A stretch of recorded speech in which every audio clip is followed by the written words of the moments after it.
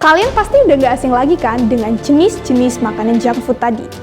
Ada burger, snack, minuman bersoda, dan makanan cepat saji lainnya.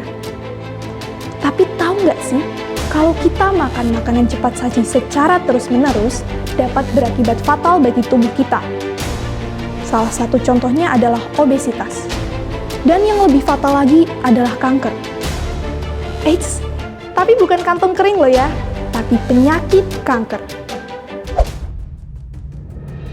Kanker adalah penyakit yang terjadi akibat pertumbuhan sel-sel abnormal yang tidak terkendali, menyebabkan jaringan tubuh normal rusak. Pada dasarnya, tubuh manusia terdiri dari triliunan sel yang tersebar di setiap organ dan bagian. Nantinya, sel-sel ini akan terus tumbuh dan berkembang menjadi sel baru. Karena sudah tergantikan, secara alami, sel-sel yang tidak sehat, tidak berfungsi, dan tua akan mati. Sementara sel kanker tidak akan mati dengan sendirinya. Sel tersebut akan memperbanyak diri hingga jumlah yang sudah tak bisa dikendalikan lagi. Perubahan inilah yang bisa memicu munculnya sel kanker. Penyebab utama kanker adalah terjadinya perubahan pada gen dalam sel. Secara umum, ada dua faktor penyebab kanker yang paling sering terjadi, yaitu faktor internal dan faktor eksternal. Faktor internal disebabkan oleh faktor keturunan, sementara faktor eksternal, misalnya perubahan hormon, obesitas, kurang berolahraga, kebiasaan merokok, serta paparan radiasi, virus, dan bahan-bahan kimia. Gejala-gejala penyakit kanker antara lain muncul benjolan yang tidak lazim, perubahan pada kulit, masalah pada kelenjar getah gening, berat badan turun tanpa sebab, batuk atau sesak nafas berkepanjangan, munculnya rasa sakit tanpa sebab, dan pendarahan tidak normal. Jika kalian mengalami satu tanda atau gejala tadi, atau memiliki pertanyaan apapun tentang gejala penyakit ini, sebaiknya segera konsultasikan kepada dokter. Diagnosis penyakit kanker seharusnya dilakukan secepatnya agar penanganan bisa dilakukan. Hal ini tentu saja agar peluang sembuh pengidap lebih tinggi, terutama pada stadium awal.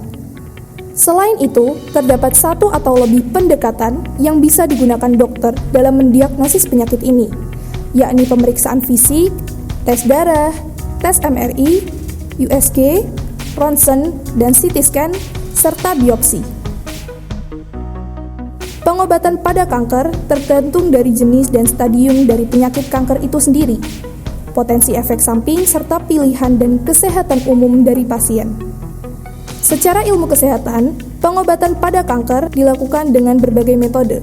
Yang pertama, kemoterapi, yang merupakan perawatan mengandung zat kimia dengan intensitas kuat untuk membunuh sel yang bertumbuh cepat pada tubuh. Kemoterapi paling sering digunakan sebagai metode pengobatan kanker, karena sel penyakit ini berkembang lebih cepat dari sel normal dalam tubuh. Yang kedua, radioterapi, yakni metode pengobatan kanker yang mengandalkan radiasi dengan menggunakan gelombang energi tinggi, seperti sinar X, gamma, proton, dan elektron untuk membunuh sel kanker. Yang ketiga adalah terapi target, adalah metode terapi untuk mengobati kanker dengan menggunakan obat-obatan atau bahan kimia lain untuk mengidentifikasi dan menyerang sel kanker secara spesifik tanpa membunuh sel-sel normal. Naudzubillah, semoga kita selalu sehat dan terhindar dari penyakit ini ya teman-teman. Mumpung kita masih muda, ayo kita lakukan gerakan hidup sehat dengan cara makan dengan makanan yang sehat dengan memperbanyak makan buah dan sayur. Yang kedua, berhenti merokok. Yang ketiga, lindungi diri dari paparan radiasi. Yang keempat, pertahankan berat badan ideal serta rutin berolahraga. Mencegah lebih baik daripada mengobati. Salam Germas, Gerakan Masyarakat Hidup Sehat.